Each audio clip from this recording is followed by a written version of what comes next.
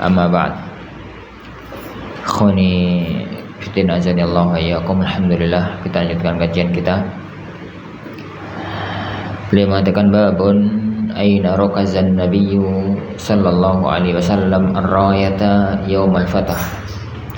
Bab di mana Rasulullah sallallahu alaihi wasallam menancapkan bendera perang Yaumal Fathi, pada waktu Fathu Makkah. An Hisham an Abi, dari Hisham ibnu Urwah ibnu Zubair, dari bapaknya dari Urwah ibnu Zubair. Qala, beliau mengatakan, lamma sara Rasulullah, tatkala Rasulullah SAW itu berangkat amal fathi, pada waktu peristiwa Fathu Makkah. Hadis ini ya akhwan, salah satu di antara hadis mu'allaq, karena Hisham atau karena Urwah tidak meriwayatkan hadis ini dari sahabat. Yani Urwah, yani Hisham ibnu Urwah ibnu Zubair. Urwah ibnu Zubair itu bukan sahabat, beliau adalah seorang tabi'in. Jadi yang sahabat itu kakaknya Abdullah, yani ibnu Zubair. Adapun beliaunya Urwah dan adiknya lagi Mus'ab ibnu Zubair, maka itu bukan sahabat. Maka ini dalam ilmu riwayat namanya riwayat atau hadis mursal. Sebuah hadis yang diriwayatkan oleh seorang tabi'in langsung yani kepada Rasulullah sallallahu alaihi wasallam. Dan hadis mursal itu masalah yang diperbincangkan panjang oleh para ulama. Yani antara para ulama yang mengatakan bahwasanya hadis mursal, hadis maksudnya seorang tabi'in langsung meriwayatkan dari beliau SAW. Apakah itu, yani sebagian pendapat para ulama mengatakan hadis mursal itu hadis yang sahih, bisa dijadikan sebagai hujjah, dan itu yang dipilih oleh Imam Ahmad rahimahullahu taala. Yang dipilih oleh Imam Ahmad rahimahullahu taala, makanya ditemukan dalam mazhab Ahmad itu banyak sekali permasalahan yang dibangun di atas hadis mursal. Jadi bahkan Al-Imam Abu Dawud, muridnya Imam Ahmad rahimahullah ta'ala, mengumpulkan hadis-hadis mursal dan dijadikan satu kitab. Beliau kasih judul Al-Marasil, jadi yang dikenal dengan Marasil Abi Dawud, kumpulan hadis-hadis mursal yang dikumpulkan oleh Imam Abu Dawud. Sebagian para ulama mengatakan bahwasanya hadis mursal itu tidak diterima secara mutlak. Jadi tidak diterima secara mutlak. Kayaknya ini pendapat yang paling kondang di kalangan asatidzah, di kalangan kita. Yani hadis mursal itu adalah hadis yang tidak diterima secara mutlak. Sebagian pendapat mencoba untuk menengahi, yani mereka mengatakan hadis mursal itu diterima dengan syarat. Hanya berbeda antara satu ulama dengan ulama yang lainnya. Imam Syafi'i termasuk yang memegang mazhab ini.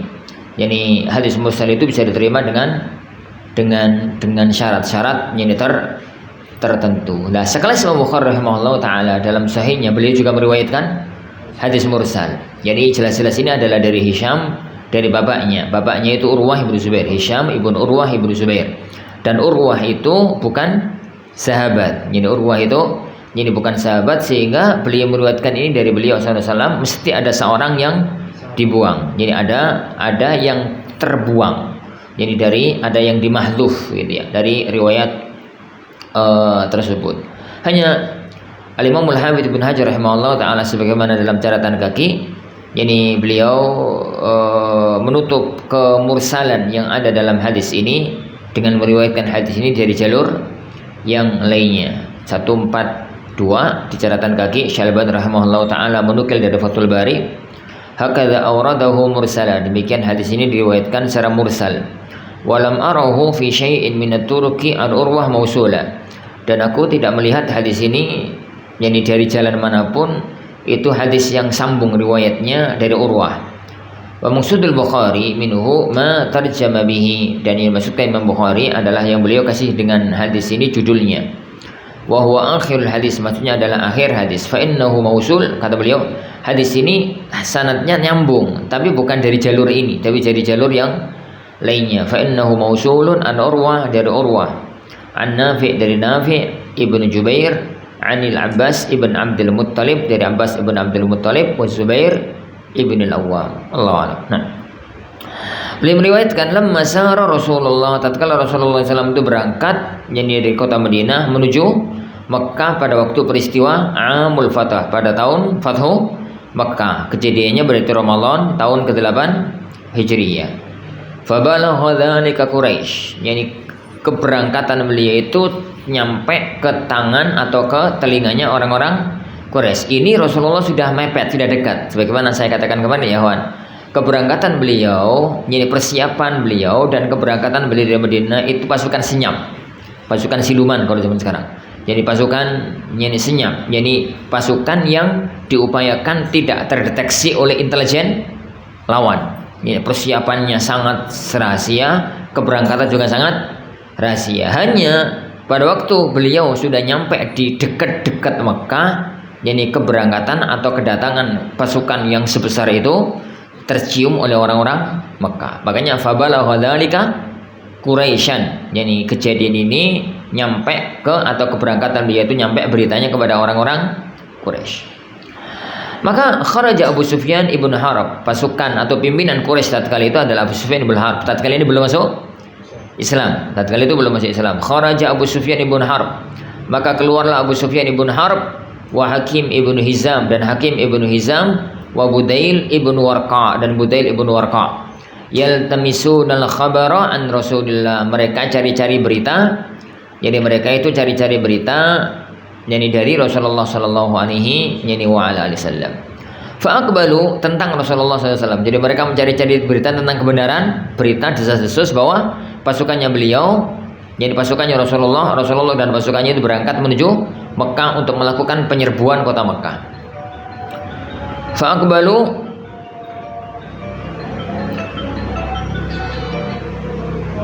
aqbalu yasiruna hatta atau marrad dhahran.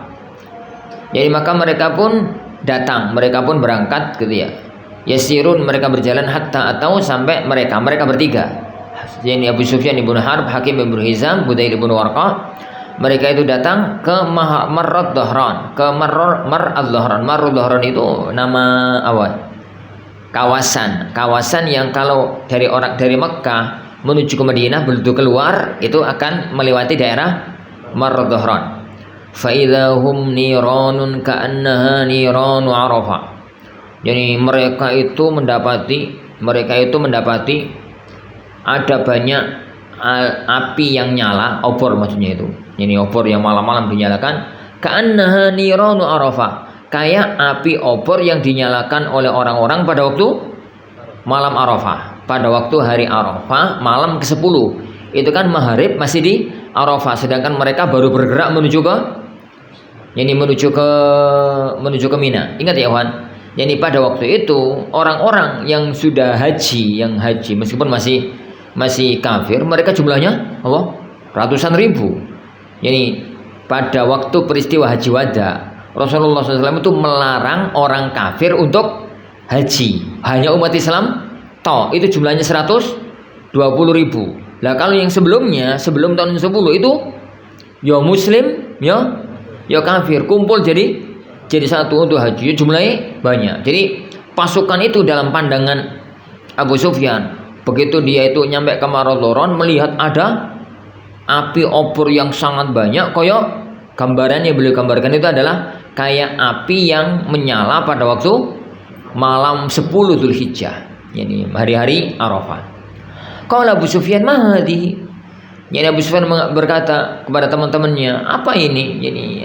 Ini laka'annaha niranu Arafah, koyok api yang nyala pada malam-malam Arafah. Qala Budail ibn Warqa mengatakan niranu Bani Amr, itu api obor yang dinyalakan oleh Bani Amr. Qala Abu Sufyan berkata, Abu Sufyan, Amr aqall min dzalik. Yani kabilah Amr itu gak mungkin sebanyak itu, jauh lebih kecil dibandingkan jumlah itu. Fara'ahum. Jadi para hadirin, ini strategi yang dilakukan oleh Rasulullah sallallahu alaihi wasallam gitu ya. Jadi beliau sallallahu itu sudah mencium bahwasanya beliau itu kalau sudah mepet kota Mekah, mau enggak mau pasukannya itu akan tercium. Jadi pasukan sesiluman apapun kalau sudah mepet yo ketahuan gitu ya, yo ketahuan. Nah, akhirnya beliau itu memerintahkan jadi semua orang nyalakan api. Semua orang itu nyalakan nyalakan bom. Jumlah pasukan beliau tatkala itu kan 10.000. Jadi semua orang itu nyalakan nyalakan obor. Padahal aturan perang ya Wan. Lumrah perang di zaman itu yang nyalakan obor itu cuma pasukan regu. Jadi satu orang gitu nyalakan obor membawai jadi satu batalion gitu ya. Itu obornya satu. Jadi anggaplah satu batalion kuangi 10 ya berarti dan pasukan itu 1000 ya berarti cuma ada 100 obor gitu ya. Oleh Rasulullah SAW pada waktu itu semua orang suruh nyalakan api. Jadi gambarannya 10.000 ping jadi ping apa ya? Jadi anggaplah 10 berarti 10.000 ping 100 ping 10 berarti 100.000. Abu Sufyan itu sudah kader duluan. Kenapa? Jadi ya dari mana ada pasukan sebesar itu. Nah, akhirnya pada waktu itu fara'ahum nasun min harasi Rasulillah. Jadi orang-orang dari para penjaganya Rasulullah, dari pasukan penjaga itu mereka mengetahui adanya Abu Sufyan sama Hakim tersebut. Fa'adrakuhum wa akhaduhum, akhirnya mereka tangkap. Jadi akhirnya pasukan kaum muslimin menangkap mereka. Fa'atawihim Rasulullah. Mereka jadi dibawa menghadap kepada Rasulullah sallallahu alaihi wasallam. Fa aslama Abu Sufyan. Tatkala itu Abu Sufyan masuk Islam. Tatkala itu jadi Abu Sufyan itu jadi masuk Islam. Jadi Abu Sufyan itu masuk Islam di hari-hari jelang Fathu Makkah.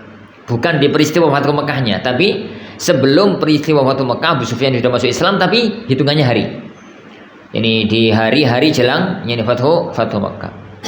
Falamma sara, tatkala Abu Sufyan itu pergi, kepingin balik ke kota Makkah setelah dia masuk Islam. Setelah dia itu jadi masuk Islam.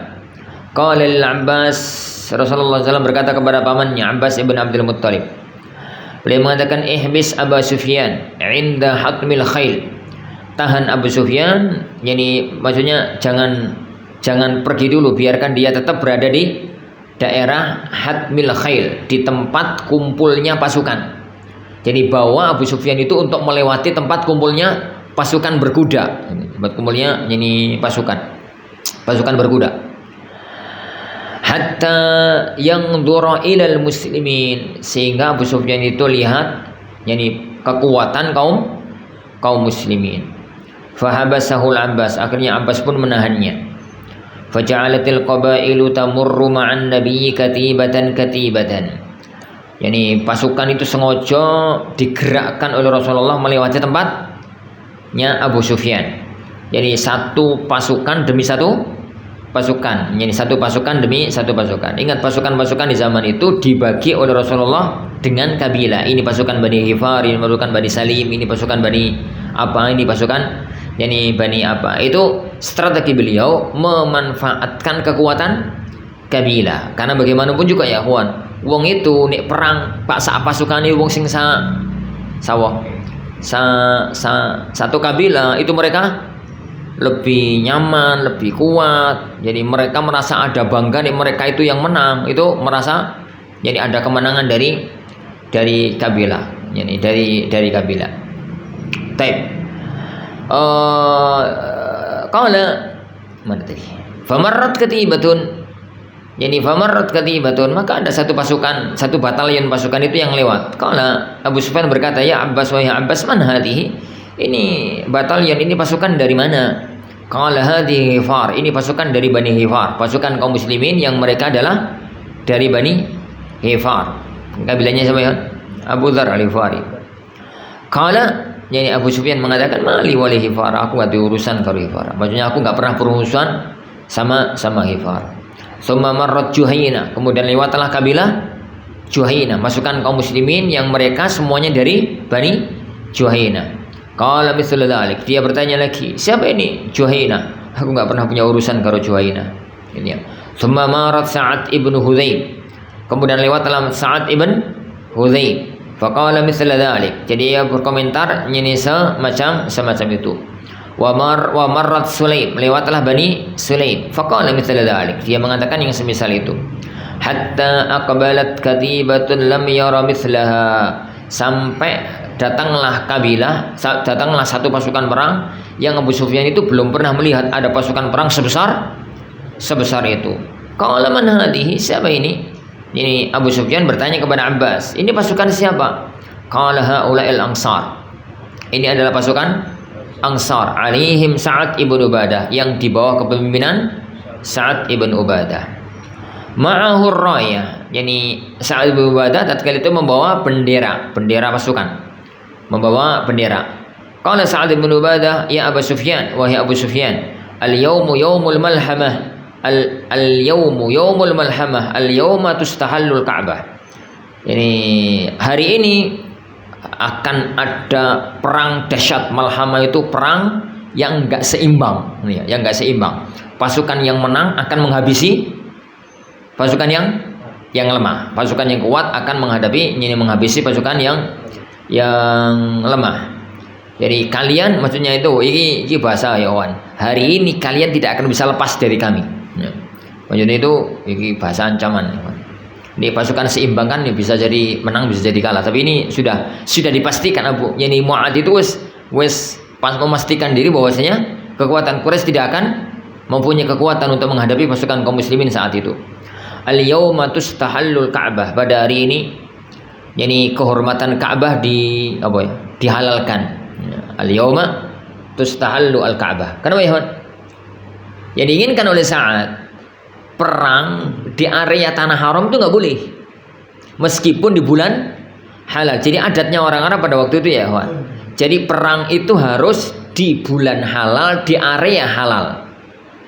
Jadi kalau ada yang haram, baik bulan haram atau tanah haram, maka itu nggak boleh. Dan Mekah itu tanah haram. Jadi Mekah itu tanah haram, tidak boleh melakukan penyerangan di kota Mekah. Tapi jadi dalam pikirannya Sa'ad, Rasulullah yang memerintahkan kita untuk nyerbu Mekah, ya berarti halal. Berarti sekarang itu tanah haram, jadi halal untuk diserbu, Makanya beliau sampai mengatakan al-yauma tustahallul Ka'bah. Tapi bahasa iki kan yo enggak penak ngono. Bahasa ini enggak penak. Faqala Abu Sufyan, jadi Abu Sufyan itu nolongso nantinya. Dia mengatakan, ya Abbas, habbadha yaumuz zimar. Yani habbadha yaumuz zimar itu bahasanya apa ya, bahasa kita ya. Yani seandainya aku hari ini punya kekuatan, aku akan membela yaumuz zimar itu yaumul hifd, yaumul muhafadzah. Yani seandainya aku hari ini punya kekuatan, aku akan bela kabilahku dari malhamah tadi, dari malhamah tadi. Yani ya habbada itu ya habbada yaumuz zimar. Seandainya hari ini aku masih punya kekuatan, aku akan membela kabilahku. Ben enggak terjadi malhamah. Ya, enggak terjadi malhamah yang diancamkan oleh Sa'ad ibn Ubadah. Taib. Tumajaat katibatun, kemudian datanglah paling terakhir itu datanglah satu pasukan perang. Wahiyya aqalul kataib. Ini adalah pasukan yang jumlahnya paling sedikit, tapi pasukan inti. Fihim Rasulullah, karena ini pasukan tempatnya panglima, yaitu Rasulullah SAW, washabuhu, dan para sahabat-sahabat dekatnya. Warayatun Nabi SAW ma'az Zubair ibn al-Awwam, bendera perang pasukan yang dibawa oleh pasukannya Rasulullah itu, yang satu batalion bersama Rasulullah itu dibawa oleh Zubair ibn al-Awwam. Falamma marra Rasulullah SAW bi Abi Sufyan, tatkala Rasulullah SAW melewati tempatnya Abu Sufyan, beliau mengatakan, yani Abu Sufyan itu berkata, alam ta'lam ma qala Sa'ad ibn Ubadah, yani tidakkah kamu tahu apa yang dikatakan oleh Sa'ad ibn Ubadah? Kenapa ya Wan? Ya karena artinya Abu Sufyan itu nolongso. Jadi meskipun dia itu sudah masuk Islam, tapi kan kabilahnya harus dibantai itu kan yo gak tega gitu. Dia itu wadul gitu sama Rasulullah SAW. Ya kenapa? Karena dari sisi umur Abu Sufyan itu lebih tua daripada Rasulullah SAW. Seumuran lah gitu ya dengan Rasulullah SAW, sepantaran kalau nyanyi bahasa kita yang nyanyi, sepantaran dengan Rasulullah SAW. Dan dari sisi nasab, Abu Sufyan itu masih sepupu jauh. Abu Sufyan itu anak keturunan Abdus Syams. Jadi sedangkan Abdus Syams itu anaknya Abdul Manaf. Dan Rasulullah SAW itu anak keturunannya Hashim. Dan Hashim itu juga anaknya Abdul Manaf. Jadi orang tua jadi nasabnya Rasulullah dengan Abu Sufyan itu ketemu di Abdul Manaf. Abdul Manaf punya anak Hashim melahirkan Rasulullah. Abdul Manaf punya anak Abdul Syams itu melahirkan Abu Sufyan. Jadi melahirkan Abu Sufyan. Begitu. Ise Minduan itu berarti anak Minduan. Anak Minduan ketemu anak Minduan. Ya benar ya? Muhammad ibn Abdullah ibn Abdul Muttalib ibn Hashim. Ibn Abdul Manaf. Jadi 4 berarti ya, 4. Hashim dengan Abdul Syams itu saudara. Abdul Muttalib dengan anaknya Abdul Syams itu sepupu. Di bawahnya lagi Minduan. Lah anak Minduan, betul ya? Ya betul ya? Anak Minduan. Anak Minduan ku bagi orang Arab itu bisa kerabat dekat loh. Bagi kita wis jauh. Ini baik. Alam ta'lam ma qala Sa'ad ibn Ubadah? Tidakkah engkau mengetahui apa yang dikatakan oleh Sa'ad ibn Ubadah? Qal, Rasulullah bertanya, ma qal? Ya emangnya beliau ngomong apa? Qala kadza wa kadza. Yani berkadi dan begitu. Qala, Rasulullah mengatakan kadzaba Sa'ad. Yani kadzab dalam bahasa Arab ya, itu ada 2 arti. Arti yang pertama adalah dusta, arti yang kedua akhta, salah. Yani arti yang kedua itu salah. Dan yang lohir di sini itu mana yang kedua. Yani itu mana yang kedua. Kadzaba Sa'adun. Yani yang dikatakan oleh Sa'ad itu salah. Dia itu salah. Lakin hadza yaumun yu'azzimullahu fihi al-Ka'bah. Ini adalah hari Allah mengagungkan Ka'bah. Dalam arti hari ini Allah membersihkan Ka'bah dari noda-noda kesyirikan. Karena di hari itu juga beliau SAW menghancurkan semua berhala yang ada di sekitar Ka'bah. Wa yaumun tuksa fihi al-Ka'bah, dan hari diberi kiswah, diberi pakaian yakni Ka'bah tersebut. Qala wa amara Rasulullah sallallahu alaihi wasallam antur kazarayatuhu bil hajun, dan beliau SAW memerintahkan untuk bendera perang beliau diletakkan di area hajun. Hajun itu area di pinggiran kota Makkah. Qala Urwah, berkata Urwah ibn Zubair, akhbarani Nafi' ibn Jubair ibn Mut'im, jadi menghabarkan kepadaku Nafi' ibn Jubair ibn Mut'im. Qala sami'tul Abbas yaqul, saya mendengar Abbas berkata kepada Zubair, kepada Zubair bin Al-Awwam, ya Abu Abdillah, hahuna amaraka Rasulullah SAW antar kuzarraya. Apakah di tempat ini Rasulullah memerintahkan kamu untuk menancapkan bendera perang? Qal, jadi mengatakan wa amara Rasulullah SAW yauma idzin Khalid bin Al-Walid.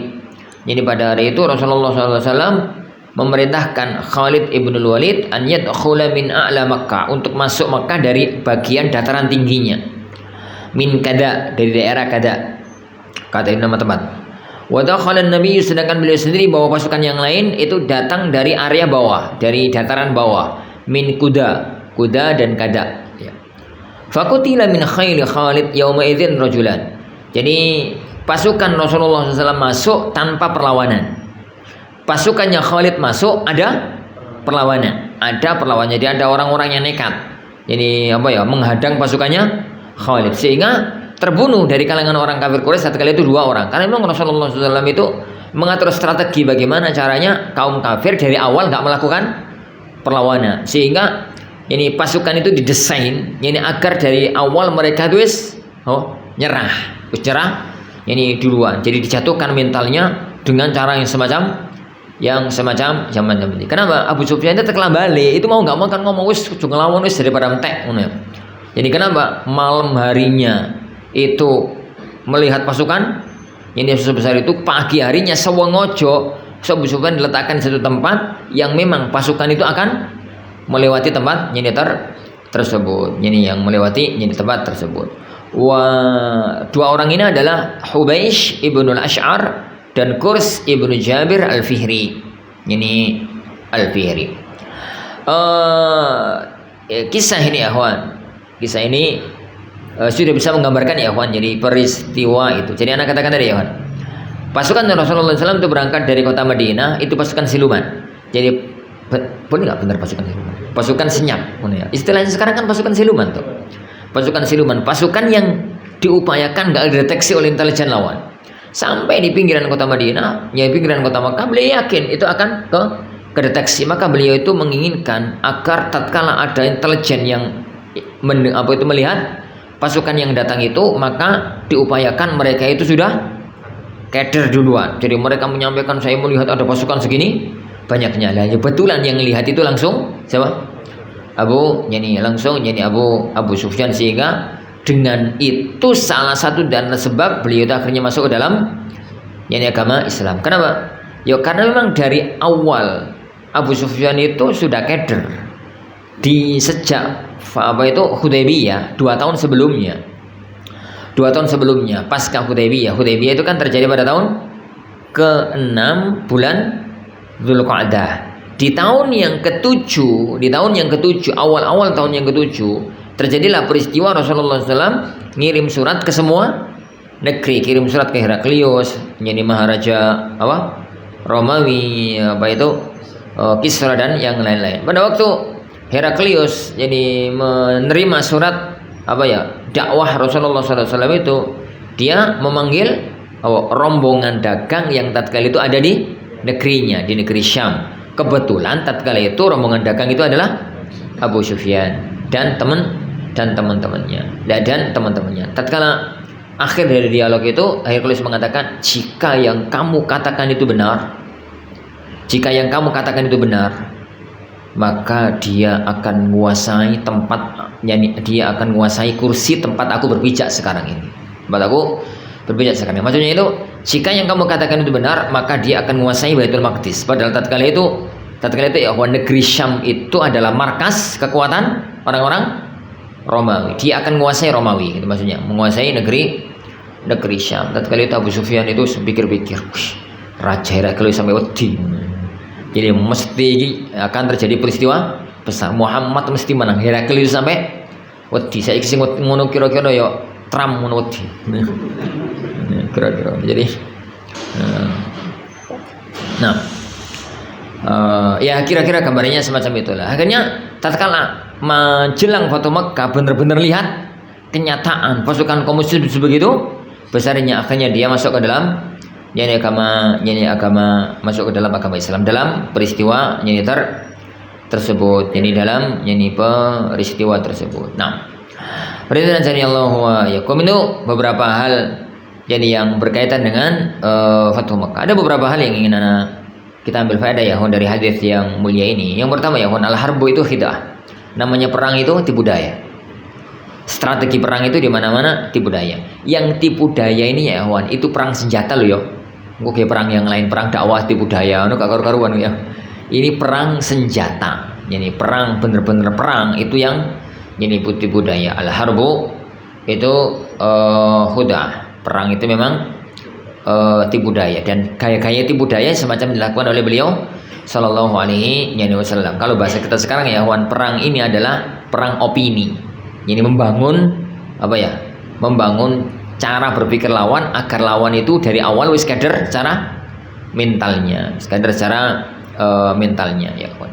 Yang kedua yang kedua, Anda katakan jadi Rasulullah SAW itu nggak sampai marah-marah sama Sa'ad ibn Ubadah, padahal bahasanya kasar. Kenapa? Ya karena beliau itu membangunnya di atas di atas yang benar, meskipun omongannya salah.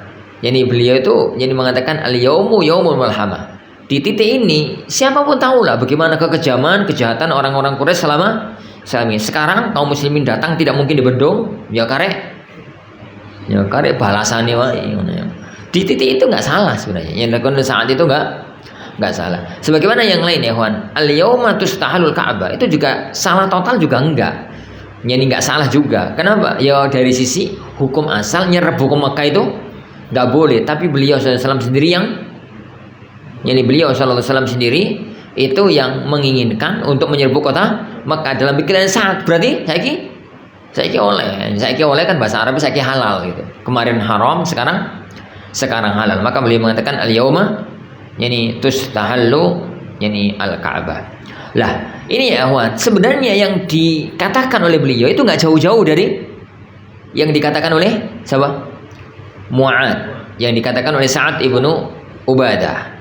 Hanya beliau memilih diksi yang tepat. Ini diksi itu memilih kata yang tepat. Antara ini gembrot dengan subur itu kan ya podo tuh artinya. Tapi ini gembrot itu nyakiti hati, ini subur itu nyenengno hati. Antara krempeng karo atletis ngono kan ya. Itu kan podo tuh. Ini krempeng itu ngelarano hati. Atletis itu kan nyenengno hati. Padahal ya podo. Antara hitam karo antara apa lah itu kan mirip sama maknanya tapi bahasanya aja yang berbeda. Beliau sallallahu alaihi wasallam itu mengatakan kadzaba Sa'ad, dan riwayat yang lain al-yaum yaumul marhamah, al-yaum tu'azzamul Ka'bah. Kalau dalam riwayat ini al-yauma yu'azzimullahu fihil Ka'bah. Jadi dalam satu riwayat yang lain, jadi beliau mengungkapkan dengan bahasa yang senada dengan bahasanya Sa'ad. Al-yaumu ini yaumul marhamah, enggak malhamah, enggak pakai lam tapi pakai ra. Al-yaumu yaumul marhamah, hari ini hari kasih sayang. Ini hari kasih sayangnya Allah kepada orang-orang Mekah sehingga mereka dengan ini mereka mau masuk Islam. Kasih sayang Islam kepada musuh, bahwasanya Islam itu mensyariatkan untuk memaafkan. Al-yaum tu'azzamul Ka'bah, pada hari ini Ka'bah yang selama ini dihinakan oleh orang-orang kafir Quraisy dengan tempat apa? Berhala, hari ini dihabiskan, dihancurkan menjadi tempat yang pada hari yang itu diagungkan, diagungkan Ka'bah. Sebenarnya maknanya sama, diksinya tok yang beda. Ini apa ya? Ungkapan bahasanya aja yang berbeda. Nah, riwayat ini ya juga menunjukkan kepada kita ya kawan. Ini menunjukkan kepada kita bahwasanya pengelompokan orang itu cocok dengan sak kelompok itu ojo disalahno, wajari wong ya kawan. Kan zaman biyen wis ngono.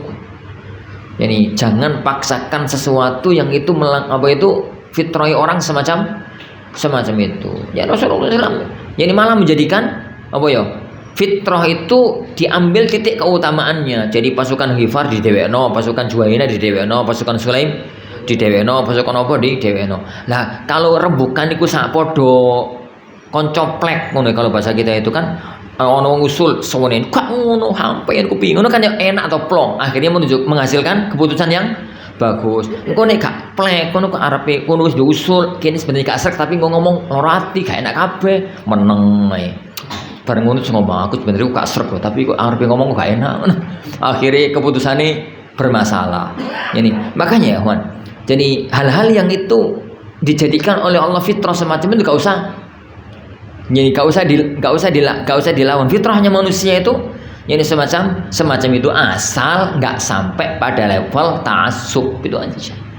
Asal nggak sampai pada level jadi ta'assub. Dulu ada waktu dulu kapan ada lupa dulu pokoknya. Itu teman-teman itu ribut. Ustaz, piye caranya ya teman-teman itu akur gitu. Kok yang Lombok kumpul sama teman-teman Lombok, yang Madura kumpul sama teman santri-santri maksudnya itu. Santri-santri Lombok ini kumpul-kumpul itu sama santri-santri Lombok, di santri-santri Madura kumpul-kumpul sama Madura.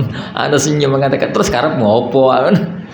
Ini maunya antum tahu apa ya mereka kumpul-kumpul. Ya kawan itu fitrah. Itu tuh fitrah manusia. Mereka tatkala kumpul di sini, ketemu sama teman-teman Lombok cocok nih, cerita ya Lombok, ya jagung, ya apa. Cerita kan cocok katanya. Lah satunya dari sini, satunya dari Arab cerita apa? Ini itu wajar ya manusiawi. Biarkan aja selagi tidak menimbulkan madarat syar'i, selagi tidak menimbulkan madarat syar'i. Ini dilakukan oleh beliau sallallahu alaihi wasallam. Bahkan jadi pada waktu jadi peristiwa perang Yamamah yang kondang, perang yang itu melawan pasukan Musailamatul Kadzdzab. Panglima perangnya kan Khalid bin Walid. Sengaja Khalid itu menjadikan masukan jadi dengan apa? Dijadikan per kabilah. Lalu beliau itu ngomong kepada semua panglima-panglima perang pada waktu itu. Selama ini kita perang selalu menang. Dan kita nggak pernah tahu kalau selama ini kita menang itu sebenarnya yang mempunyai kiprah yang paling gede itu kabilah mana. Karena selama ini dicampur. Sekarang baru akan ketahuan siapa sebenarnya yang selama ini adalah yang menyumbangkan kemenangan yang paling besar. Kabilah mana? Sawo banget wong Arab dekono. Wong Arab dekono, masya Allah wis membelani Ini bela ini mati ini. Karena mereka itu ta'assub kabilahnya itu kan apa ya? Kuat kok ta'assub ya kawan. Apa itu? Gabungan kabilahnya itu loyal kok ta'assub ya. Loyal kabilahnya itu sangat kuat. Dari kono mantep wong Arab ya kawan. Dan itu sah saja ya kawan, selagi tidak ada mafsadah, hanya secara syar'i. Yang berikutnya riwayat-riwayat ini itu juga menunjukkan kepada kita bahwasanya apa ya? Bendera perang, bendera kabilah, bendera apa itu sudah ada sejak zaman Rasulullah Shallallahu Alaihi Wasallam. Kalau zaman sekarang ya kawan, ya bendera organisasi, bendera paguyuban, bendera apa ya? Sah saja di titik itu bendera sah saja, nggak ada masalah. Ya karena sebagaimana dulu anda katakan, pengelompokan dalam Islam itu boleh selagi terpenuhi syaratnya. Terpenuhi, jadi syaratnya sudah sering kita ulang-ulang dalam masalah tersebut. Tapi Allah insyaallah subhanahu wa ta'ala yang kita pelajari kita lanjutkan pada waktu yang akan datang biizni rabbina tabaraka wa ta'ala. Akhirnya subhanakallahumma wa bihamdika asyhadu an la ilaha illa anta astaghfiruka wa atubu ilaik.